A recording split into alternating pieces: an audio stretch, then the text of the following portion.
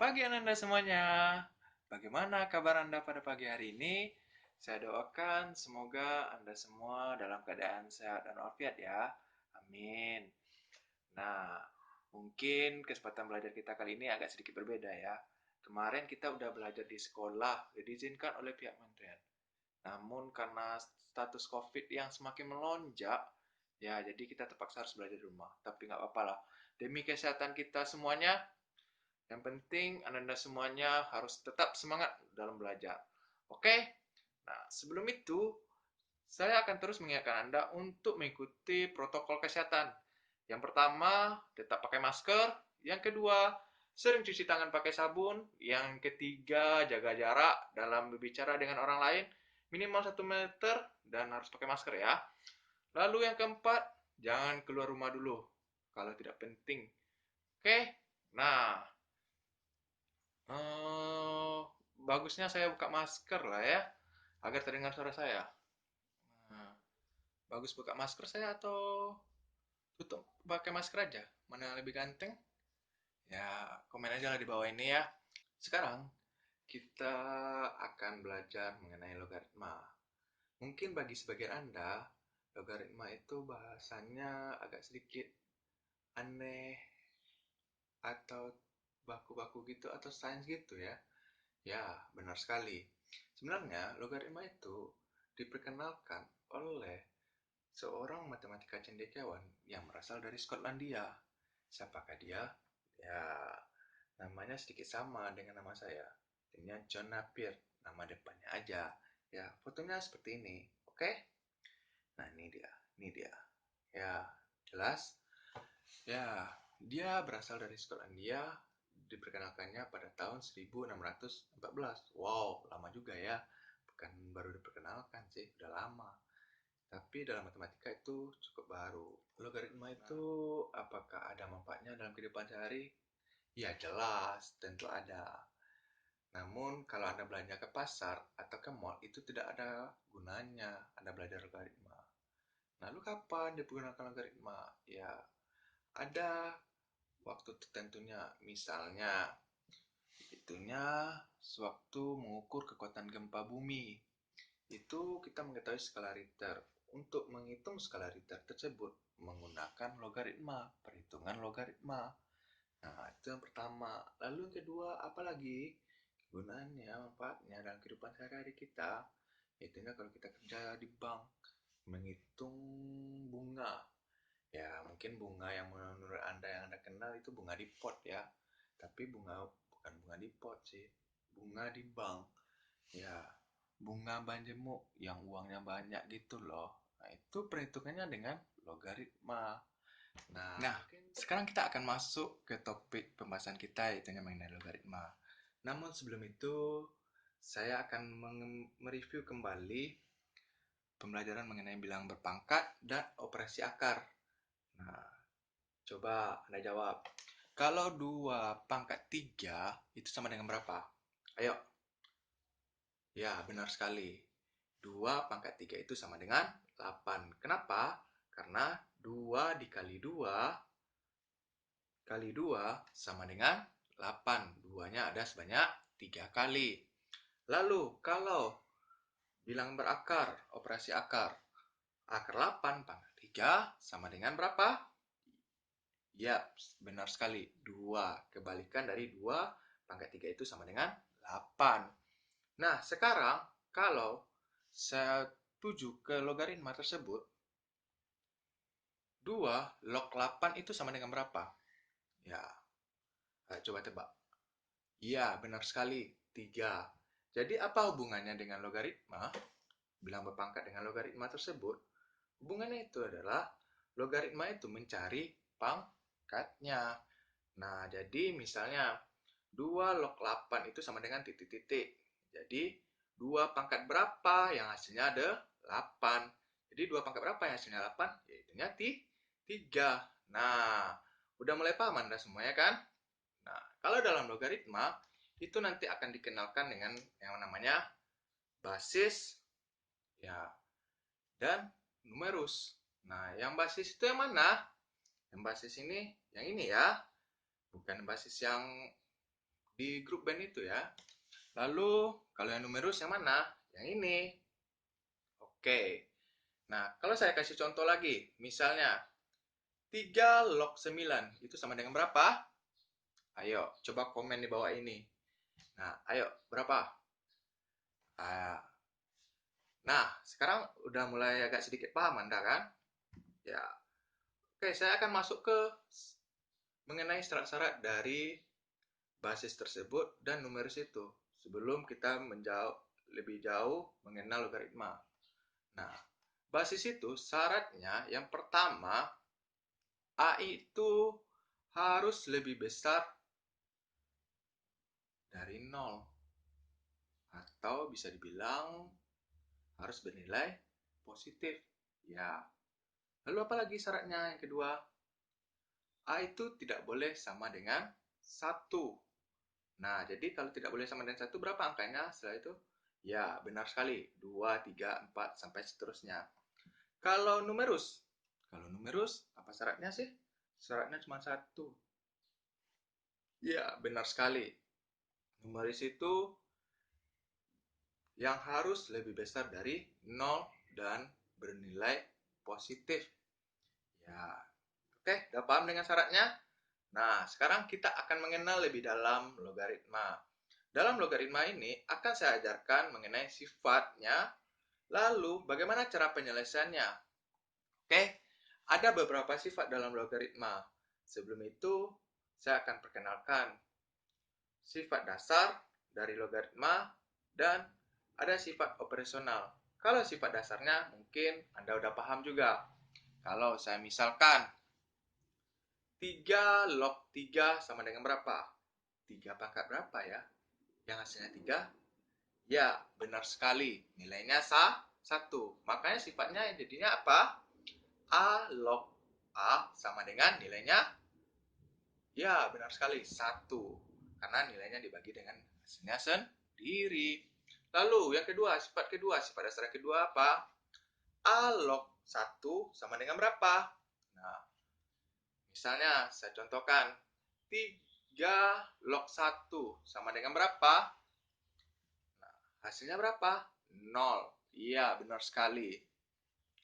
Oke, mungkin itu sifat dasarnya. Sekarang kita untuk lebih dalamnya akan mengenal sifat operasional. Dalam sifat operasional, mungkin waktu SD Anda sudah kenal operasional itu apa aja. Pertama, perkalian. Kedua, pembagian. Ketiga, pengurangan. Yang keempat, penjumlahan. Ya, atau yang lebih dikenal dengan kabataku. Kali bagi tambah kurang. Oke. Nah, dalam matematika, waktu saya mengajarkan bilangan berpangkat, itu ada saya tekankan. Kalau perkalian, itu temanya apa? Ya, benar sekali. Penjumlahan. Kalau pembagian, itu temanya? Ya, pengurangan. Nah, sekarang dalam logaritma juga begitu. Dalam sifatnya, dia akan saling berkaitan.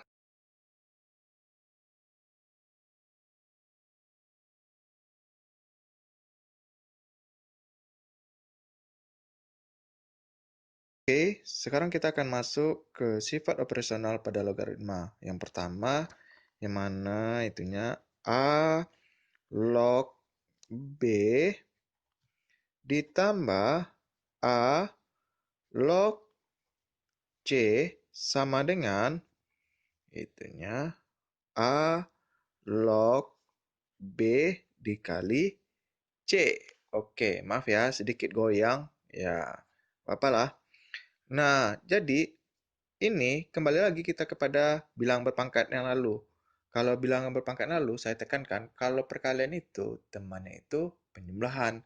Nah, begitu juga untuk logaritma, teman penjumlahan itu adalah perkalian. Nah, tapi sekarang dibalik ya. Karena kita sama juga. Kalau bilangan berpangkat, kita mencari hasilnya. Kalau logaritma, kita mencari pangkatnya. Nah, pada sifat operasional yang pertama, itu apabila basisnya sama dengan basis yang keduanya, ya, basis yang pertama dengan basis yang keduanya sama, maka dapat kita lakukan penyelesaiannya dengan sifat A log B dikali C. Contohnya, saya ambil contohnya ya, example. Sampel. Saya misalkan dengan 2 log 8, nah, ditambah 2 log 4. Nah, ini kan sama nih basisnya. Ya, 2. Basisnya 2, sesama 2 nih. Nah, bagaimana cara kita menyelesaikannya? Ya udah, kita langsung selesaikan dengan cara kita tulis 2 log 8 dikali 4. Nah, jadi berapa hasilnya? 2 log 8 kali 4 berapa? Ya, benar sekali, 32. Jadi, 2 pangkat berapa yang hasilnya 32? Ayo, 2 pangkat berapa yang hasilnya 32? 2 pangkat berapa yang hasilnya 32? Ya, benar sekali, 2 pangkat 5. Oke. Nah, itu untuk yang penjumlahan.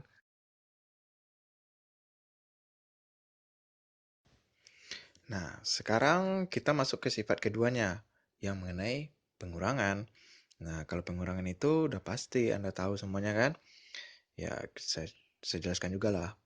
Ya, sifatnya itunya A log B dikurang A log C sama dengan, jadi kalau dikurang, temannya apa?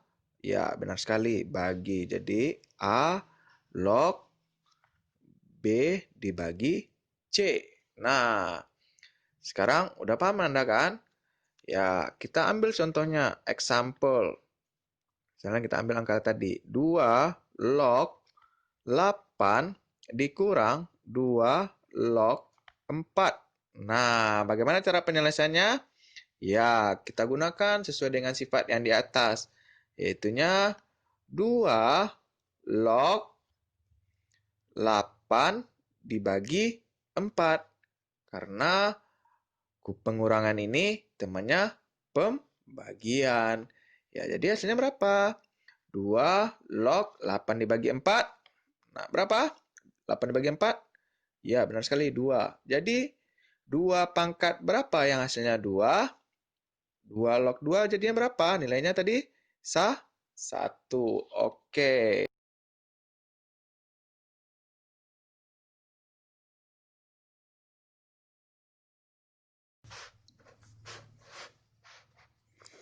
Nah, sekarang kita akan masuk dengan sifat ketiga, yang mana KA berpangkat B log B berpangkat Q, maka cara penyelesaiannya yaitunya kita mulai dari belakang dulu yang berpangkat. Nah, apa yang berpangkat adalah Q. Q per, nah kita pilih juga yang berpangkat di depan adalah P. Nah, lalu kita tulis kayak biasa A log B. Nah, seperti itu. Nah, kalau dalam contohnya gimana sih sebenarnya? Kalau dalam contohnya ya, contohkan misalnya 8 log 81. Nah, itu gimana cara penyelesaiannya? Sebenarnya 8 ini adalah bilangan spesial. Nah, 81 juga begitu, bilangan spesial atau bilangan terbesar. Nah, lalu bagaimana cara kita menyelesaikannya? Kita jadikan bilangan prima dan bilangan berpangkat. Nah, untuk 8 itu berapa bilangan prima yang berpangkat? Itunya 2 pangkat 3. Tadi kan udah kita bahas sebelumnya. Lalu kalau 81 itu berapa bilangan prima yang berpangkatnya? Nah, caranya kita selesaikan dengan apa? Pohon faktor. Ya, kita tulis saja 81 dibagi dengan berapa dia yang bisa menghasilkan. Nah, kita mulai dari angka berapa? Kalau kita bagi dengan angka 2, bilang primanya itu tidak bisa karena angka di belakangnya ganjil. Lalu setelah angka 2, angka primanya berapa? Ya, 3. 81 bagi 3 berapa? 27. Apakah 27 masih bisa bagi 3? Ya tentu, kita bagi 3 lagi. Berapa hasilnya? 9. Nah, lalu kita bagi 3 lagi. Masih bisa? Ya, tentu. Bagi 3, hasilnya berapa? 3. Jadi 3-nya berapa? Hitung. 1, 2, 3, 4. Nah, jadi berapa 81 itu? Pangkatnya sebenarnya dari 3 pangkat 4. Lalu balik lagi kita ke soalnya. Tadi kan dia 8 log 81. Ya kan? 8 itu berapa tadi pangkatnya? 2 pangkat 3. Kita tulis saja 2 pangkat 3 log 81 itu berapa tadi? 3 pangkat 4. Nah, bagaimana cara kita menyelesaikannya? Balik lagi kita sifat ketiga. Tadi pada sifat ketiga, kita mulai dari pangkat yang belakang. Berapa pangkat yang belakang? 4. Lalu kita majukan ke pangkat yang paling depan. Kita tulis di bawahnya. 4 per 3. Lalu kita tulis yang di biasanya. Itunya 2 log. Berapa? Angka terakhirnya 3. Nah, benar. Itulah penyelesaiannya. Mudah kan?